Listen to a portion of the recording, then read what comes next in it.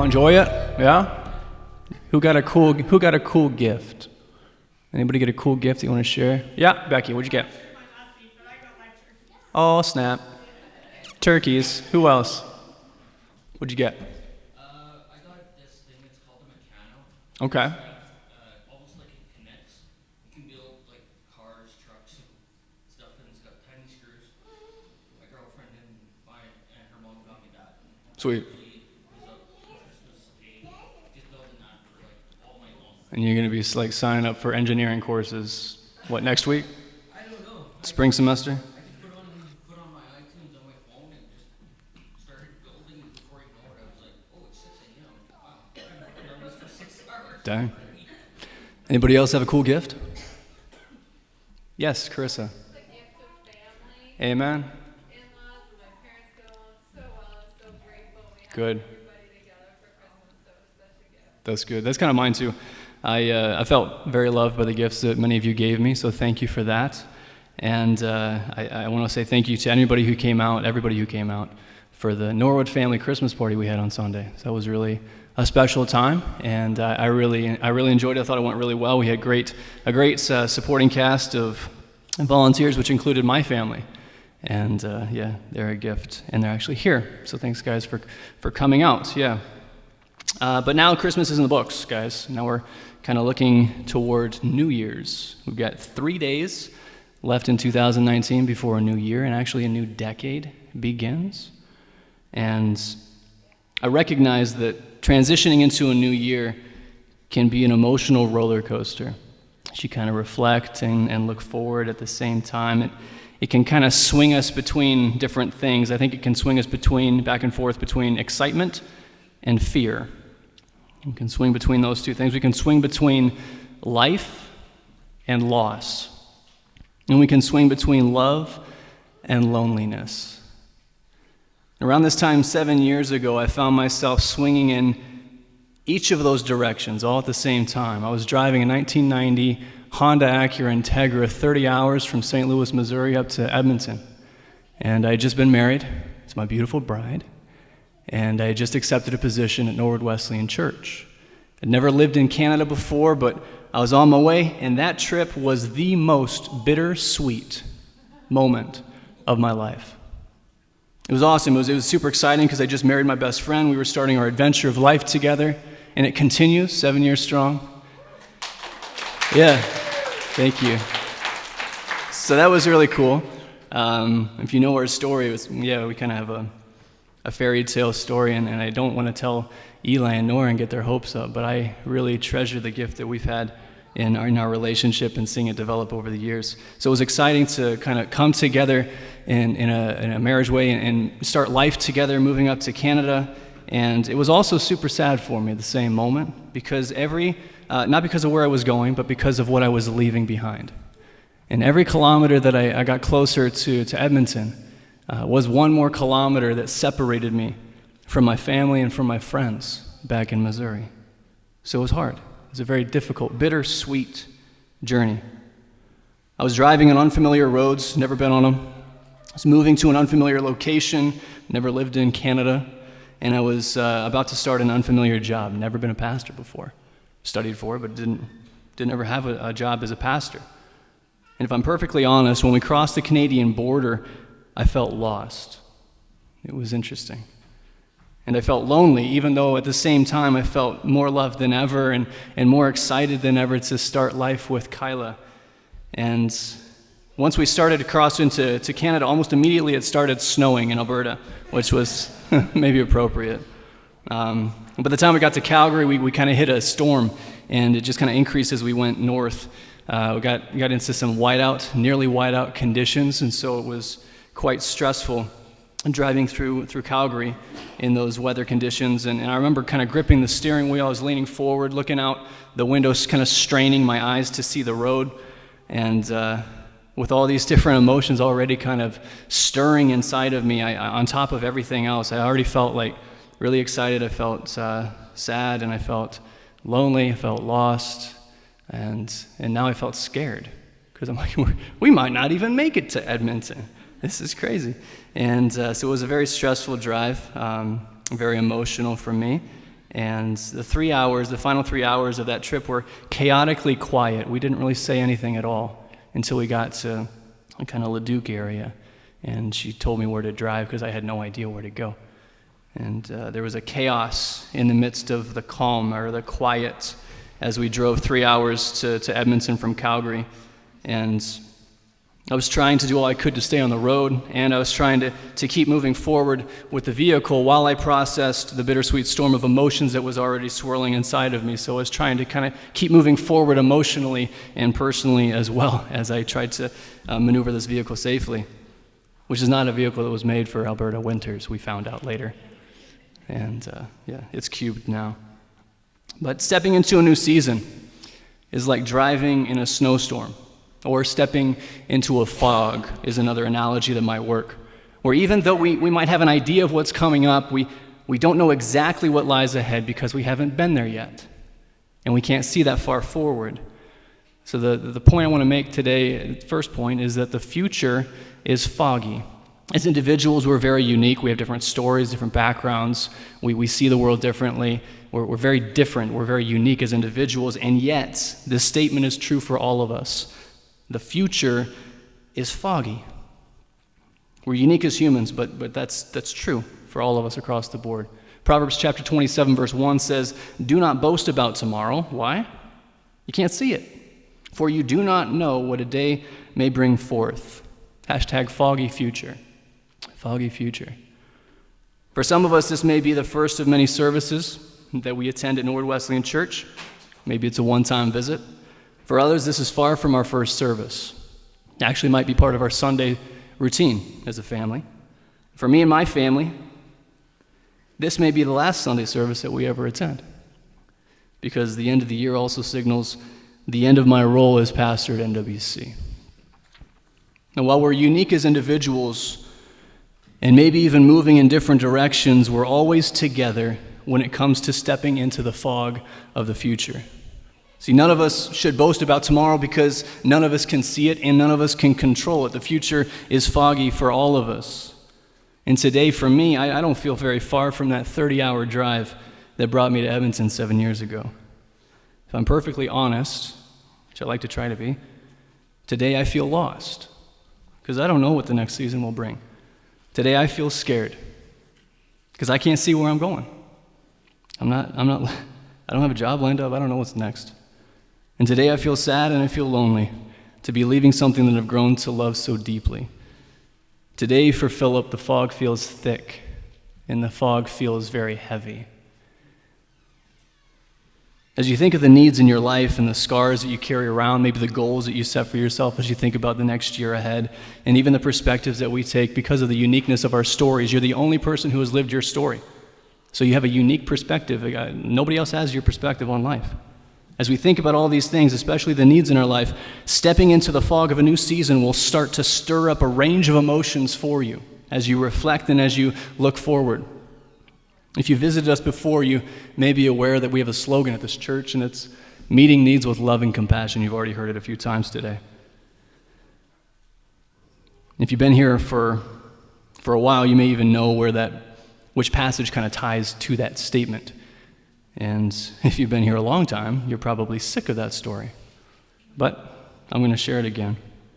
It's found in Luke chapter 15, and I'm going to share it one more time because it's all about meeting needs and meeting needs with the gift of home. So Luke chapter 15, if you flip open in your Bibles, I'm actually going to use my cell phone today because I like the NLT version. Luke chapter 15, starting in verse 11, we're going to go to verse 24. This is Jesus speaking. To illustrate the point further, Jesus told them this story. Now it's Jesus speaking. A man had 2 sons.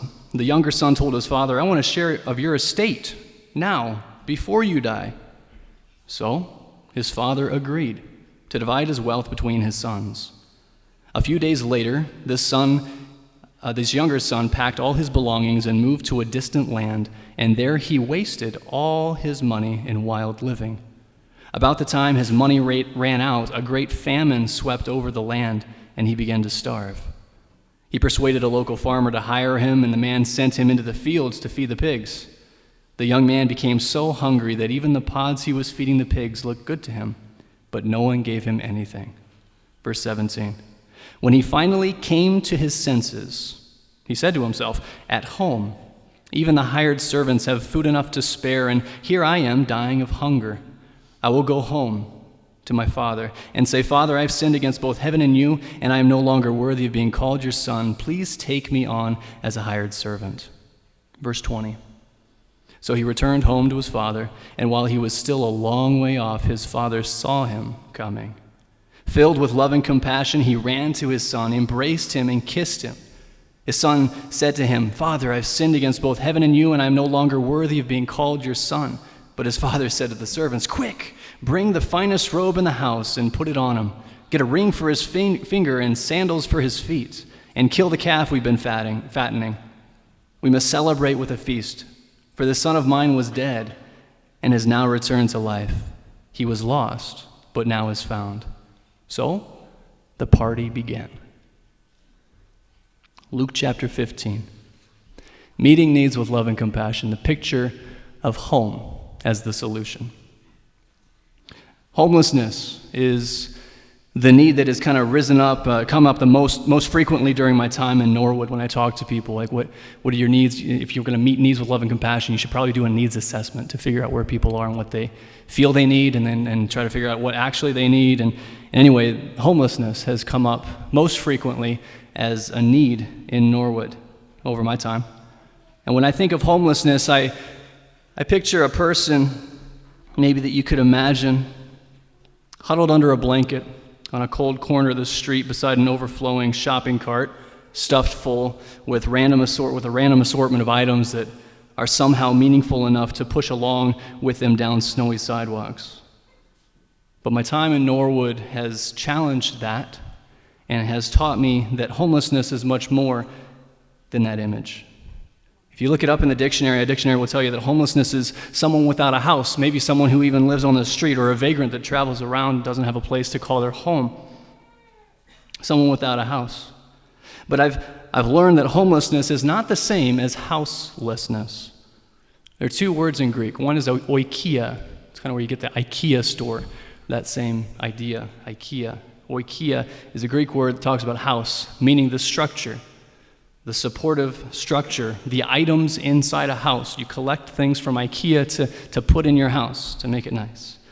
Second word is oikos. Oikos is a Greek word that speaks to house, but it also speaks to household. So not necessarily the items that a house holds, but the people that the house holds. Another word for that is home. House and home are very different.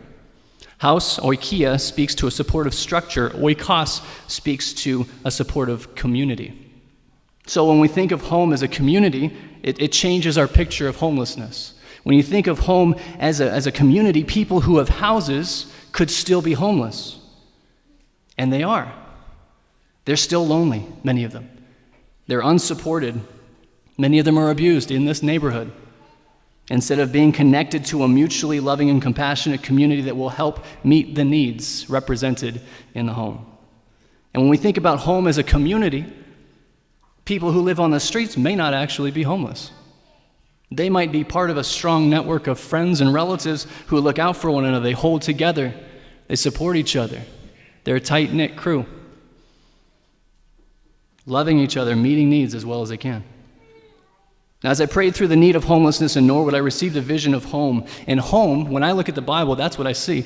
Home is the heart of the gospel in the Bible. It's the heart of the story of the Bible, and home is the gift that meets the need of homelessness. That's kind of a no-brainer. But home is less about housing and more about hosting, meeting needs with a loving community. Now in Genesis, when you start the Bible, you read in Genesis that it is not good for man to be alone. Why? Because we've been created to connect. We are made to need each other. Interdependency is not actually a step back. It might actually be a step forward from the individualistic society in which we live. Many of us, anyway. We flourish in healthy communities, and we flounder in isolation. That's why when the younger son came to his senses in Luke chapter 15, he came to his senses. He kind of woke up at a moment there. What did he do? He went home. to reconnect. Luke chapter 15, verse 20, our key verse for the majority of the time that I've been here. So he returned home to his father. While he was still a long way off, his father saw him coming. Filled with love and compassion, he ran to his son, kissed him, embraced him, and kissed him. Now, home is not an individual endeavor. It's a team effort. Achieving home takes many people. I didn't get 7 years under my belt at Norwood Wesleyan Church without help. I had many different people, many different seasons, helping with many different tasks, and it's kind of a torturous gift to try to not cry, but to see so many different seasons represented in this place right now is very special for me. I know very well how little I can do on my own, which is why I want to dedicate this time to thanking God for the home that has been growing at NWC. So if you won't mind, I'm going to go through a list here. I thank God for each volunteer. I thank God for each guest speaker, for each treasurer, for each local advisory council member, especially in 2019, for each church member, for each person that helped hand out clothes and Bibles and food on service nights, for each person that helped with worship services, either by singing, running PowerPoint, ushering, greeting, or praying with people, reading scripture or preaching, for each person that presented at our leader hubs, for each person that interned with us, for each person who helped with movie nights and games nights and teen nights and banquets and Christmas parties, garage sales and family meals, and cleaning the building and taking out trash and shoveling snow, cutting grass and raking leaves. I thank God for each person that helped with building projects like constructing an office, Scott, and painting and developing this basement downstairs, installing windows and doors, updating the kitchen with tile and with a triple sink and a new stove, and everybody who got your safe food handling certificates, that's a big deal. Yes. All the service supplies in the kitchen too. For each person that gave money, for each person that gave time, for each person that gave prayers in support of our best attempts to meet needs with love and compassion. For each person who attended services, special programs. For each person who connected in Edmonton challenges, summer festivals. For each person who met with local pastors to pray for our community. For each person who helped with Loop Resource, supplying hungry people with food. For each person who came out to summer camp in Newbrook. For each person who helped with teen lock-ins, and for each person who promoted the church through social media, with flyers, by word of mouth. Maybe I just kind of kidnapped you in my vehicle and we just went around and did stuff last Sunday. Thank you, Joanne. I think Brandon took off already. Thank you, guys. I thank God for each person who trusted me with your story. That's a big one. I thank God for each of you who was real enough and humble enough to ask for help. And I thank God for each of you who was loving enough to use what God had given you to meet someone else's needs. Thank you. In the last 7 years, definitely not nothing has happened. In fact, we've done quite a bit. And I know I couldn't have done it alone. So at this time, I want to honor each of you by recognizing the home in this room. So if I just kind of referred to a service role that you were a part of, I would like to invite you to stand up and let us thank you. So we can stand up, anybody who I kind of referred. If you helped us out in any of those ways, please stand up. I want to see how many people have been helping us over the years. I want us to see each other here. I think it should be about the whole room. Yeah. Everybody sitting down is lying. Let's give each other a hand.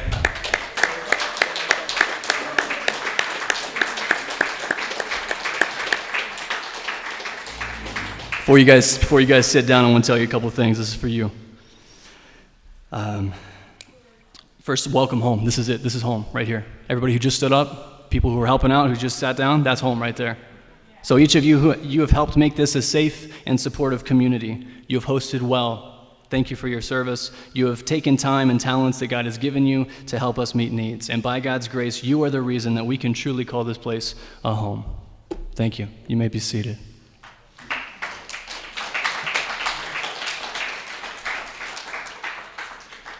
Now, none of us can see the future, But in order to keep living, each of us must step into that fog. We must step into that scary unknown. And stepping into the unknown is an act of faith. It takes faith to step into the fog. And it takes vision to move through the mess of emotions that each new season brings. Earlier I shared a story about driving through a snowstorm in Calgary. And I remember gripping the steering wheel. I was leaning forward, looking through the window, kind of straining my eyes to keep my eyes on the road. But I was looking for two things. It wasn't just aimless looking, okay, well, there's another snowflake. I was looking for two things. Number one, I was looking for that white line on the edge of the road. Number two, I was looking at the red taillights around me, because my dad taught me that whenever you're driving and you get into a position or a situation of low visibility, you look for two things. You look for that white line, because that's going to keep you on the road, and you pay attention to the red lights around you. You pay attention to those taillights around you, the people around you, the people ahead of you, because they will show you where to go. And if they start trailing off past the white line, stick to that white line. But both are important. Both are important. So that's what I was looking for when I was kind of leaning out the window, or leaning toward the window in the snowstorm. And I want us to take similar vision when we think about the foggy seasons of life. Maybe as you think about 2020, maybe as you think about tomorrow or tonight, this afternoon, it's unknown, right? It takes faith to step into that. So I want us to take that a similar vision in the foggy seasons of our lives.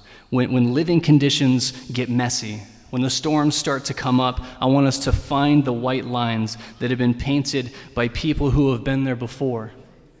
I want us to listen to the people who have lived where we are currently moving. I want us to learn from their lessons and avoid their mistakes, because they can help us. And I want us to find a reason to keep stepping into the fog. Hebrews chapter 12, 1-3 says, "Therefore, since we are surrounded by a great cloud of witnesses," or heavenly hosts, "let us throw off everything that hinders and the sin that so easily entangles, and let us run with perseverance the race marked out for us. Let us fix our eyes on Jesus," the white line, "the author and perfecter of faith, who for the joy set before him endured the cross, scorning its shame, and sat down at the right hand of the throne of God. Consider him who endured such opposition from sinful men, so that you will not grow weary and just sit down and lose heart." Keep moving. Keep stepping into that scary fog. Jesus endured the cross for the joy that was set before him. What was that joy? If you know the story of Jesus, the joy was the joy of a heavenly home.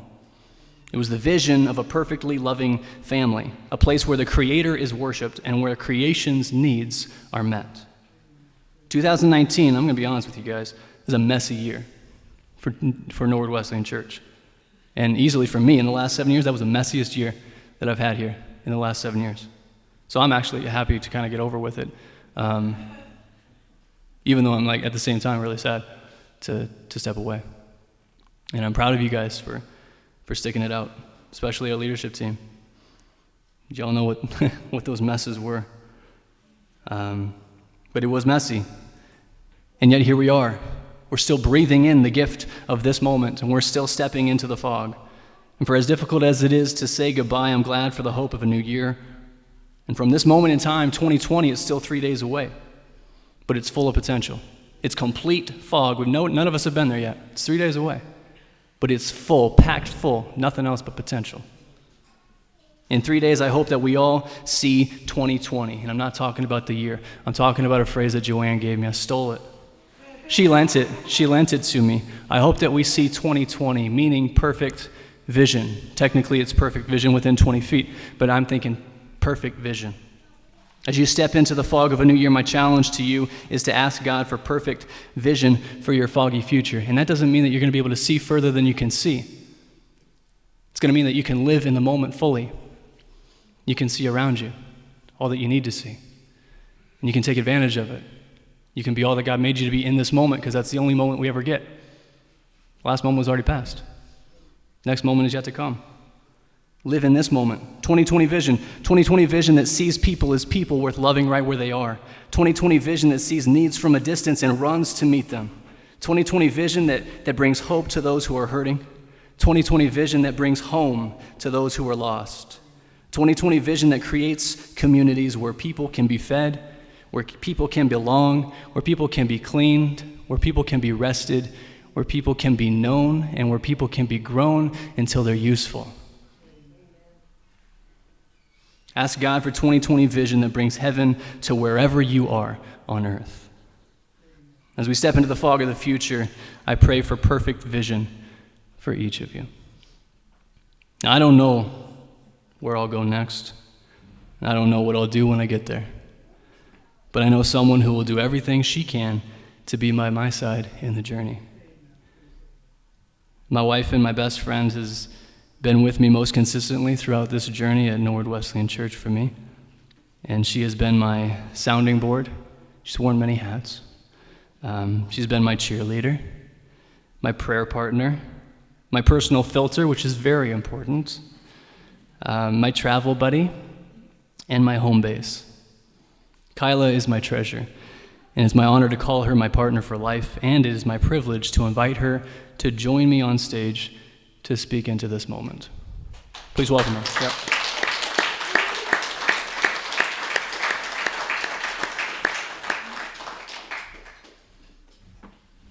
I like to tell people when I talk about our church, I like to travel and talk to different people.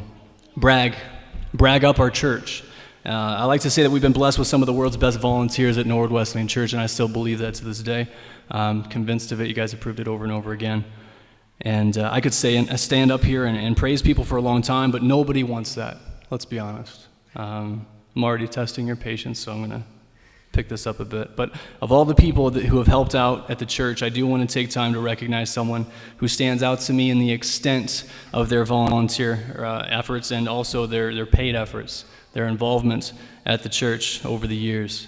And this is someone who has been part of nearly every area of ministry that we've had in the last 7 years. This is a person who has proven their love for this community over and over again. This is a person who has consistently committed themselves to meeting needs with love and compassion. And show me a lot of patience, a lot of grace. Been very flexible with me, especially in the last few months, which have been really awkward for us to try to navigate together.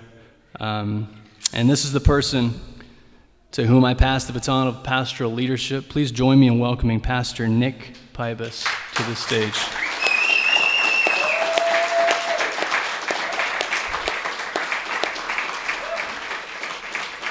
What I'm going to do is I'm going to pray for Nick before he leads us in a time of communion. I'm going to pray for Nick, and I'm going to invite Kayla to come forward as well. I'm going to have Kyla help us, and I'm going to pray for Nick and Kayla as they prepare to step into a brand new season of ministry at Norwood Wesleyan Church. And before I pray, I just want to say thank you for myself for the privilege of doing my best to meet needs with love and compassion, absolutely, but also to live and to love and to lead like Jesus in this precious place. It has truly been my honor. Thank you for listening to Norwood Wesleyan Church online. If you ever find yourself in Edmonton, Alberta, I hope you can stop by for a worship service on Sunday morning at 11 a.m. And when you do, be sure to stay after for our family meal. This is Pastor Phillip Telfer, hoping you can join us again as we continue reaching for God together.